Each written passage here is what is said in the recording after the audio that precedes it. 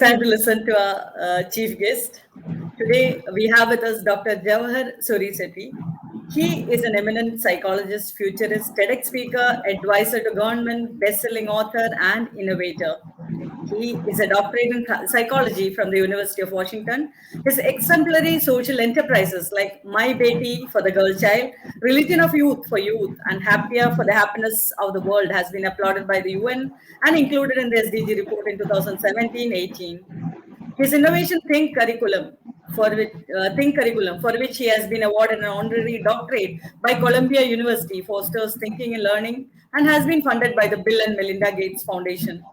As an innovator, his pioneering work in the world of digital well-being, happiness and peace in the schools, colleges, homes, corporates, and in the global perspective has been applauded. Let me invite Dr. Jawahar Surisetti for the chief guest address. Over to you, sir. Good day to all. I am Dr. Jawahar Surisetti, and as the previous speaker had spoken about sustainability, I would like to focus on the D part of it, which is development. So the major focus of all governments, including ours, is development. And of course, it is sustainable development. But seeing the world around us, we see that Afghanistan might be a disturbed state. US might have withdrawn, and there might be trade relations or not. We won't know. Similarly, is the case in the past with India and Pakistan, Iran and Iraq, US and Vietnam. So we've seen a lot of war or warmongering that has happened, which makes peace a very desirable thing in the world today. And looks like it is a scarce resource which all of us are looking for. So it is a human service that all of you are doing by trying to monger for peace and not monger for war. So to that extent, I congratulate all of you. Now let's look at what can bring in peace. Trade, of course, is a very important part. We cannot neglect, although it might look very commercial in my outlook, but trade and trade relations form some of the major basis for relations and peace between two countries. So it is not just peace talks, etc., but trade which forms a major, because it's a win-win situation where both the countries involved are earning not just revenue but also the goodwill of the other country, which makes a lot of peace possible between the people of both countries. This is one way of achieving peace. I also see that a well functioning government is one of the major prerequisites of peace. I'll give you an example. I was touring with the education minister of a particular country in a very Mufassil area, a tribal area, and we were speaking to children in a program which is called "What Do You Want to Be?" And there were around 2,500 children there from the teenagers in the high school segment. So I was asking them, what do you want to be? Somebody said, I want to be a doctor, I want to be an engineer, I want to be this, that. One boy got up and said that I want to be a terrorist. Now it was very shocking. The reason being that the minister was there. There was a whole official there who were following the minister, and they were shocked at the response by the student. So all of them started scolding the boy that you are speaking like this in front of a minister and an international visitor. I said, please let me speak to him, because he was crying. I said, I asked a question to him, he answered it. It is between us, let me ask him. So when I went to him and asked him, he said, sir, it didn't come to me just like that. It was a well thought of answer. And the thought process is very shocking, as well as it's a revelation on how young the youth of today think.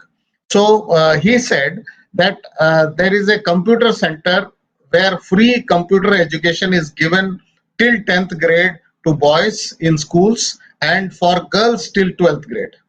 So I am in 11th and I wanted to get into computers. So I went to the computer center. I asked him. He said the government policy is that you can only study for free computers till 10th. It's for girls till 12th. So he said the girls might not pursue computers. Why are you teaching them? He tried to argue. They said, no, it's a policy. So if you want to learn, we can try and help you. but you have to pay 10,000 rupees per annum if you want to learn computers. So he went home and thought over it that 10,000 rupees is the annual income of my family. My father is a farmer. If I spend 10,000 on my training, then what will happen to the family throughout the year? What will we have? So that night he slept over that thought and then came to a conclusion that he will choose a career where equipment is free and training is free. And that is why he came to a conclusion that terrorism is something that he wants to choose. The thought process was right. The policy that the government had put in place was not well thought of. We usually formulate policies in governments across the world in AC rooms, and we do not touch the ground on the last person who is going to consume the policy. And that is what happened here. And the minister at that time was shocked, and he announced the policy that computer education will be free till grade 12 for all boys also. But I am saying, if we have well functioning governments who are able to think like the people on the ground, their aspirations, their needs, there will be peace all around. Unless the governments are well functioning and well meaning and are working for the people at large, the policies are people friendly, it does not help peace. So that is the first point that I want to make. The second point is that we are supposed to have high levels of human capital for peace to happen, which means that the COVID or 500 days of COVID has disturbed the mental health of people inside. It might be due to economical reasons, it can be due to any reasons. So we are locked in our four walls of the house in lockdowns, and we have lost jobs, we have lost lives, we have lost health. So we are in a state of fear. So the mental health of people has gone down. And as one report says that the spirit of health report or something like that says that the emotional quotient of people has come down. We have become more selfish. We have become more protective towards our family and are not thinking outwards because of the unknown qualities of this virus during this 500-day period. Having said that, if we are not compassionate towards each other, which looks to be a outcome of the pandemic, it is going to help. It is going to affect the inner peace of people as well as the outer peace of societies also. So I think the next important thing for the high levels of human capital is to immediately work on the well-being of people. It may it be mental, may it be physical, or whatever health it takes to build up the inner peace of people, and then create a society which is peaceful in itself. Because we see that terrorists are people who have mental health issues, who have issues which might be disturbing in nature in the mental aspect, and also who do not have the right kind of well-being signals which they throw to the society. That is the reason why they are outcast from the society, and they act in the not in the greater good of the society, which is not a very good thing. And that's the reason why I'm saying that for high levels of human capital, for the peace of the nations, we should immediately focus on the well-being of the people. The third point that I would like to make is that sound business environment is something which is very important, because the trade flows from one country to another country. Any trade deficit is okay with me, because all countries cannot trade equally. But trade happening itself or trade not happening, suppose India does not trade with Pakistan or US does not trade with China, the relations between these two countries are going to suffer. And there are no two ways of thinking in this, because trade is the major issue which can unite people. They say cricket in India, but globally it's trade which unites people, countries, etc.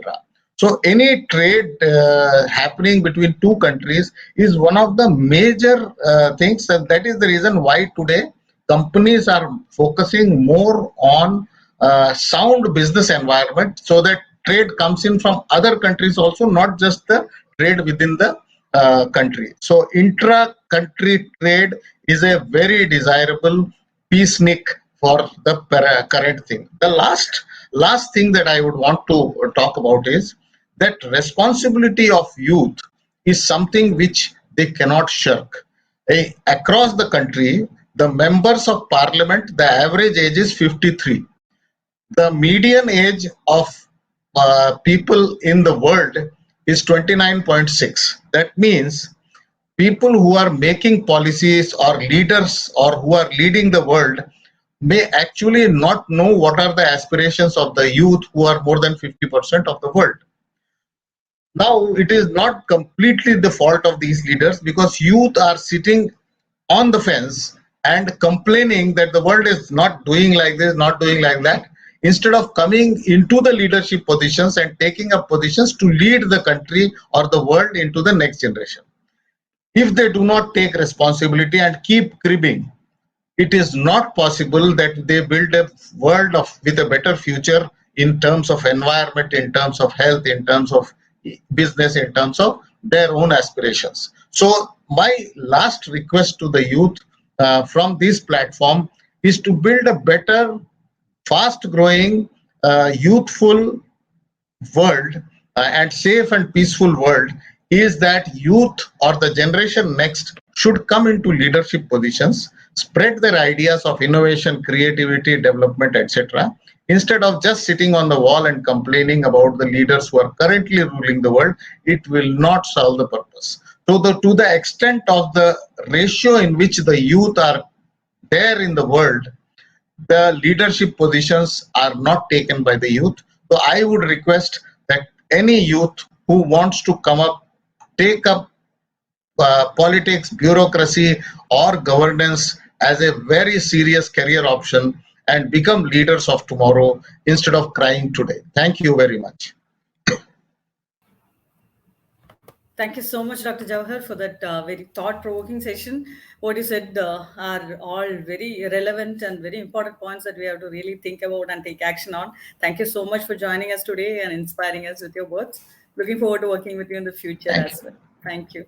And with this, we have come to the end of our opening session. We'll be back after a short break.